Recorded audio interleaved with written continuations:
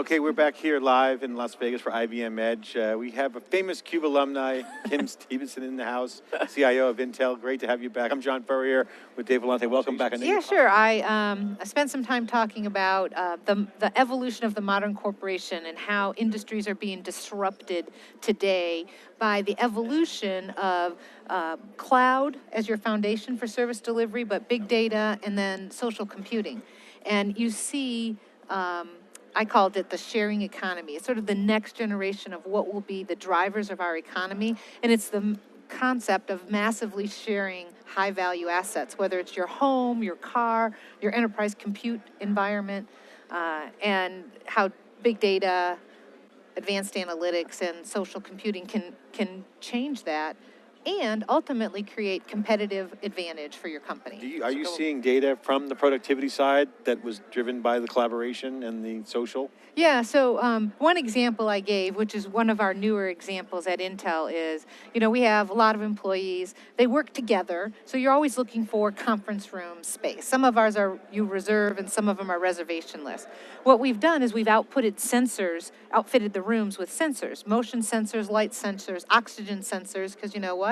When people breathe in a room, it's a different air composition than when the room is empty. So we basically can detect whether you've scheduled the room or not, if the room is available. And so with your mobile app or through a touch-based digital signage, employees can look and see what room's available. It automatically, through indoor navigation, detects where you are, and it'll tell you the first available room for the number of occupants that you want to put in it. And the sensor technology it's fairly inexpensive nowadays. But the data, you have to be able to ingest the data, make sense of that data, marry it with things like indoor navigation. Where are you? If I told you there was a room available 2 miles from where you are, which is likely at an Intel campus because we're big, that wouldn't help you. But if I can tell you there's one on the floor immediately above you, that's a tremendous help. What are some of the highlights that you can share? And what is a modern enterprise? What does a modern enterprise look like at a management level? Then we can maybe talk about what's under the hood. So I have a theory that a modern corporation, no matter what industry, takes advantage of 3 things. One is that they access the world's information. The world's information is available to everyone, so you have to be able to access it and use it in a modern corporation. The second is with the advent of all these very affordable sensors and compute technology that does facial recognition, the new interface is extra user behavior. So the concept of a GUI, gone, user behavior. So I can tell you you're in a good mood, I'm going to make you a different offer than if you were in a bad mood. And then the third is that machine learning outstrips human capacity. And again, it's affordable. You can do huge machine learning algorithms on a very affordable compute infrastructure. So that's what the modern corporation is taking advantage of to drive competitive advantage. Corporate network. So I spend as much time with my recent college hires, some people that have 0 to 2 years of work experience, just to understand that. I wouldn't pretend to understand how they work and how they think. So I have to spend a lot of time with them. And I think that's an attribute of leadership. What do you find when talking to them? Well, so first of all, they're not intimidated by title. They don't care what title I have, right? They're very open and sharing, and they connect. I ask them a lot when they see how I work. I say, okay, how does the way I work strike you as odd? And so one of them told me, well, you interrupt everybody. You talk over them. I said, what do you mean? I'm the boss of the meeting, And they're like, well, that's not how we would do it. We would go around and we would socialize, get all the inputs first, and you just render the decision. We're trying to drive meetings down low or not go longer. Right idea.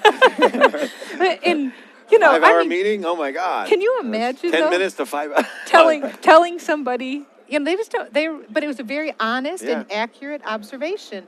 They also said that I and people of my age use the word I a lot. They said, that doesn't work for us, it's we. And so there was a campaign about I'm In. Then I start checking where they go to school. Okay. Yeah. It's our volunteer program, and it's called I'm In, and we have these little badges, and it's if you volunteered, you get this little button that says I'm In. They said, that doesn't work.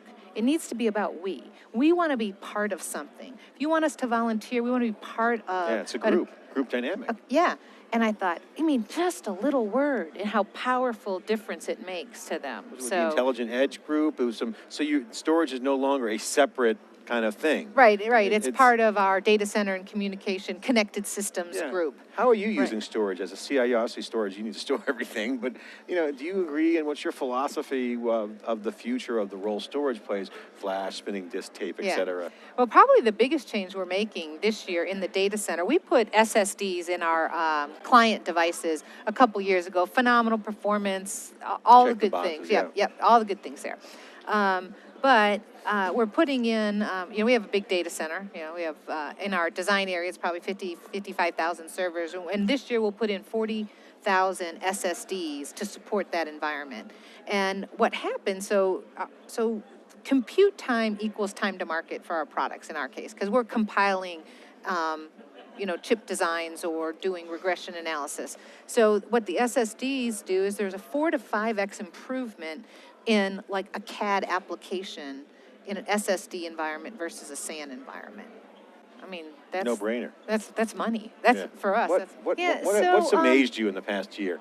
I would say that caught by surprise. Yeah, I would say two things. On the technical front, I was talking to the largest retailer in the world, who also happens to have the most real estate in the world by virtue of being the largest retailer.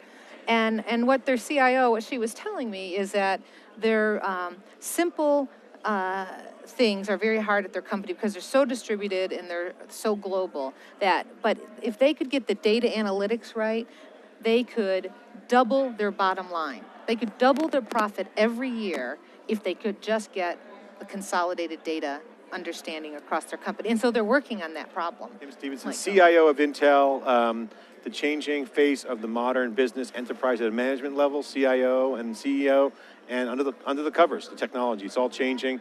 It's exciting times. This is theCUBE, SiliconANGLE's flagship program. We go out to the events, extract the signal from the noise. We'll be right back with day one wrap up after this short break.